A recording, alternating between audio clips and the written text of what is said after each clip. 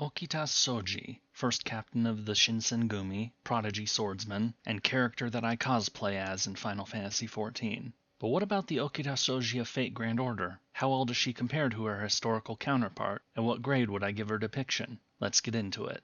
Okita is a Saber-class servant.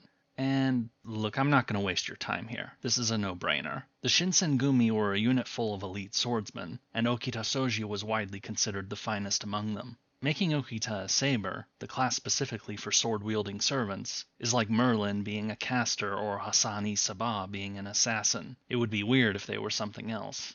Moving on to character design, we get to jump into the gender question since Okita is the third character I have covered who has been flipped. Now, what's the justification here? Well, frankly, they don't bother to make one. Not only that, but Okita being gender-swapped is joked about on a few occasions, playing into the stereotype that the Fate franchise is full of gender flips. However, that isn't quite the end of the story. One neat thing about covering a servant from the Bakumatsu era, Japan from 1853 to 1867, is that we have something that I've not been able to use for any previous historical servant: photographs. Now, photography was pretty new during this era, but we still have managed to get photos of the major figures of the Bakumatsu era. Here are some FGO characters as they appear in real-life photographs. Sakamoto Ryoma, Hijikata Toshizo, Saito Hajime, when he was much older, Yamanami Keisuke, Serizawa Kamo, and last but not least, Okita Souji.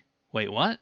Yeah, as it turns out, there are no known photographs of Okita Souji. Now, there is one picture that has been passed around as possibly being Okita, but this has been debunked. The simple reality is, we just don't have a picture of Okita. So, could it be that Okita really was a woman? Well, probably not. However, accounts have described Okita as having quite an attractive appearance and pale skin, the latter being a common symptom of tuberculosis that actually became desirable in these times. The pale complexion was desired, I mean, not the tuberculosis. Tuberculosis is awful. And since I mentioned it, yes, Okita had tuberculosis. Okita might be a gender flip, but she still does have a fairly androgynous appearance. She is a saber face, after all. To sum it up, they gender-flipped Okita as a joke, but there is the curious fact that we know much less about Okita's real appearance when compared to his contemporaries. Of the 6 characters I mentioned earlier when showing off real photographs, Ryoma, Hijikata, Saito, Keisuke, Serizawa, and Okita, Okita is the only one we don't have a photo of, and the only one that gets gender-flipped in Fate Grand Order.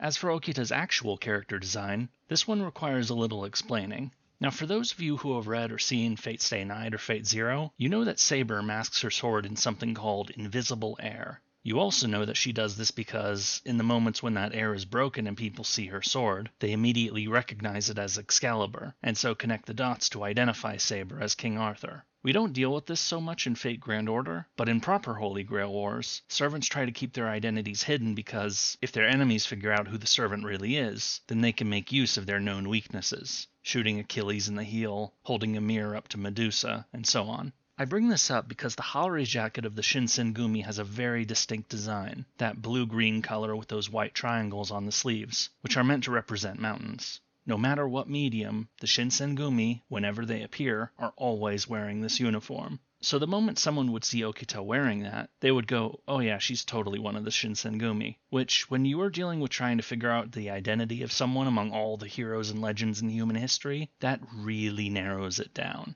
So for Okita's first ascension, she is instead wearing this kimono, which is where you get her initial nickname of Sakura Saber from. This is basically her disguise for a proper Holy Grail War, which is what you get in Fate-type Redline.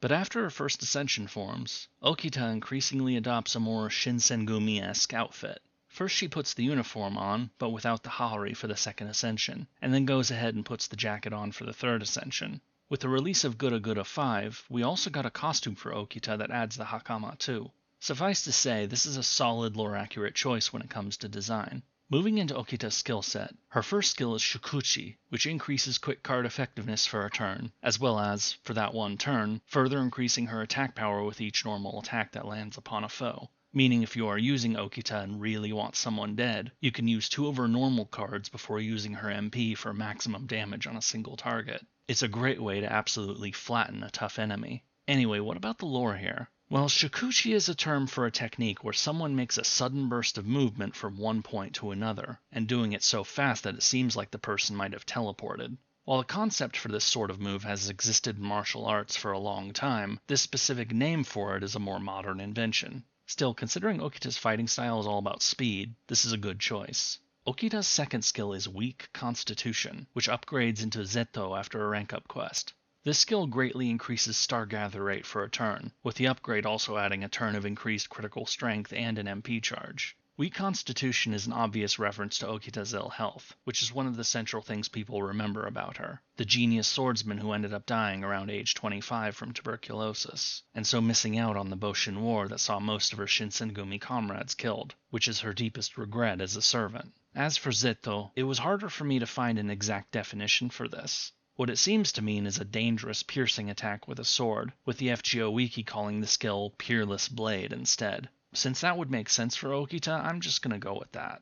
Lastly, Okita's third skill is Mind's Eye Fake, giving evasion for a turn and increased critical strength for 3 turns. This is a generic skill that is meant to represent a character's intuition kicking in to allow them to avoid danger, which you see on a number of servants like Emiya or Sasaki Kojiro. The thing that distinguishes this skill from being either true or fake is that the true version is acquired through experience, while the fake version is more like an innate talent. Since Okita was seen as a prodigy with the sword even from an early age, having her instincts be thought of as innate rather than learned makes sense. Okita's noble phantasm is Mumyo Sandazuki, which sees Okita dash forward at blinding speed before thrusting her sword into the foe, dealing major defense-ignoring damage to that single enemy, and reducing their defense further for 3 turns. The way it is described is that this is 3 separate sword thrusts at almost the exact same time, making it seem like an impossible sword technique like Sasaki Kojiro's Tsubame Gaishi. However, Mumyo Sandazuki isn't just a fiction. It was an actual sword technique created by Okita Souji. Apparently this move allowed Okita to hit someone's neck and both shoulders, though in one single strike rather than 3 separate ones. I don't know how this would actually look in the real world. It sounds like something only a master swordsman could properly demonstrate, and I am certainly not one of those. But in any case, that Okita really did have a sword technique with this name that thrust her sword forth to do crippling damage to a foe makes this a solid choice for an MP.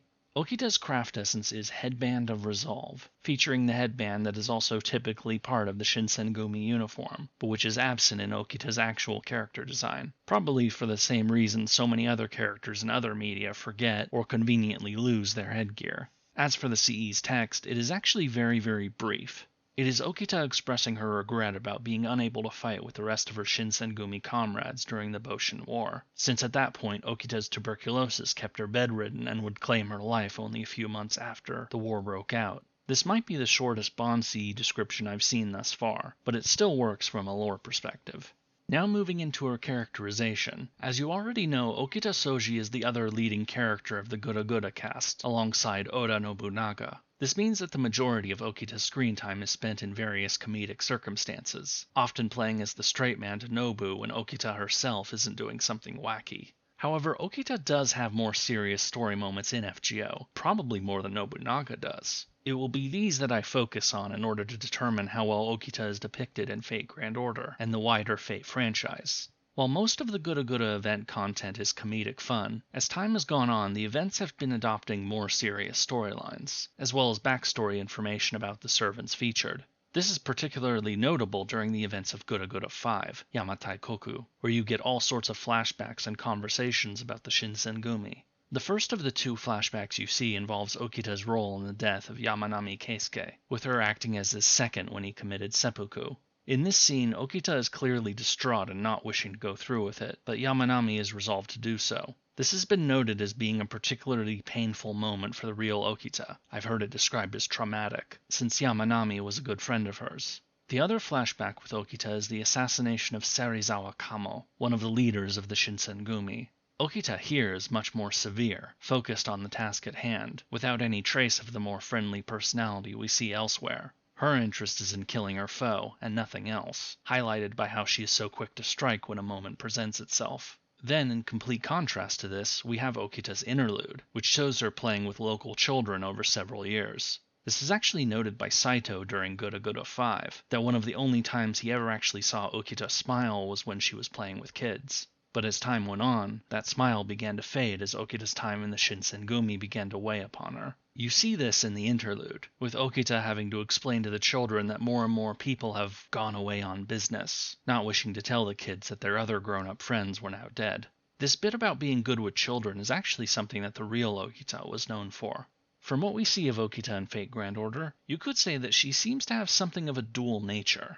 Outside of combat, she can be friendly, good-natured, and even a bit of a goof at times, especially during the comedy moments. But when a fight breaks out, Okita becomes cold, ruthless, and extremely deadly. As strange as it may seem to have these two very different personas, it actually is consistent with what we know of the historical Okita Souji. We may end up forgetting it due to the silly nature of Gura events, but Okita is very much a manslayer. Despite having only lived to about the age of 25, her birth date is somewhat unclear, and often being bedridden thanks to her tuberculosis, Okita racked up quite a body count in her short life. At the same time, the real Okita was noted for being friendly and polite, though also with a bit of a short temper. Maybe that explains Okita's regular outbursts whenever someone does something silly. Comedic rage is still rage, after all. Another place you can see Okita's dual nature at play is in the manga Fate-type Redline, where she is the saber servant of the main character, and so gets quite a bit of page time. Everything I have said about Okita already is further highlighted here, perhaps not better demonstrated than in her very first scene.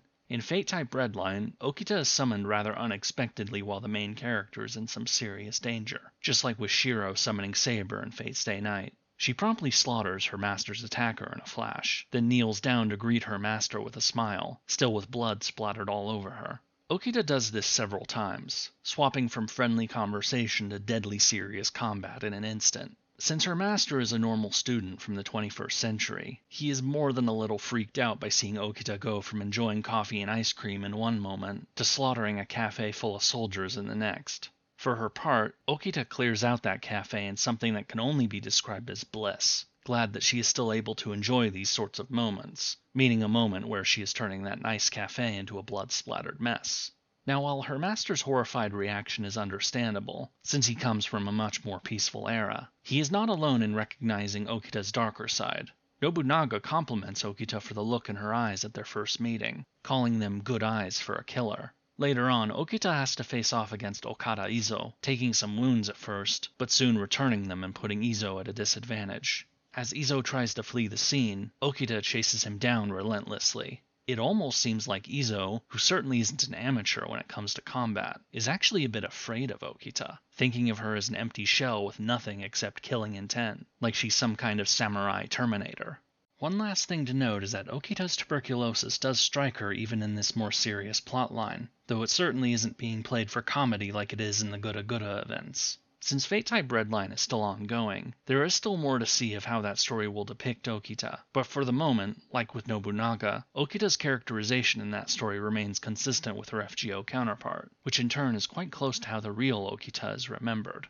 And now for the verdict. What grade would I give Okita's depiction in Fate Grand Order? Well, it's quite good, actually. Her character design and skill set are very solid from a lore perspective, matching up quite well with what we know of the real Okita. Her characterization is solid as well. Even if Okita is regularly a source for comedy in the silly events that she finds herself in, she does get her character moments too. It is in those moments that you get a good glimpse into her character, and find that it actually matches up quite well with the real Okita Souji. The only real knock against Okita's depiction is the lack of effort given to her gender flip, though this admittedly was very much deliberate on the part of the designers. The only thing we really have that might justify it is how little information there is about what the real Okita actually looked like, notably lacking a photograph despite us having ones for the other major figures of the era. But I can't actually get upset about this because, well, the developers did it as a joke. Everybody knows the stereotype of how the Fate franchise does tons of gender flips, so for them to do it just because, as a deliberate nod to that stereotype, it's fun, you know?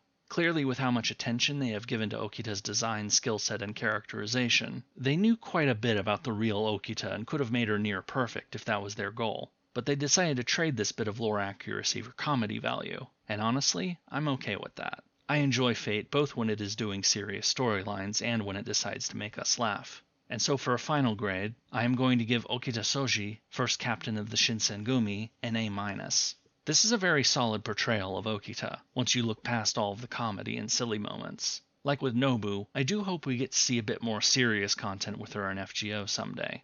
And if you would like to learn more about her partner in crime, check out my video on Oda Nobunaga here. Until next time.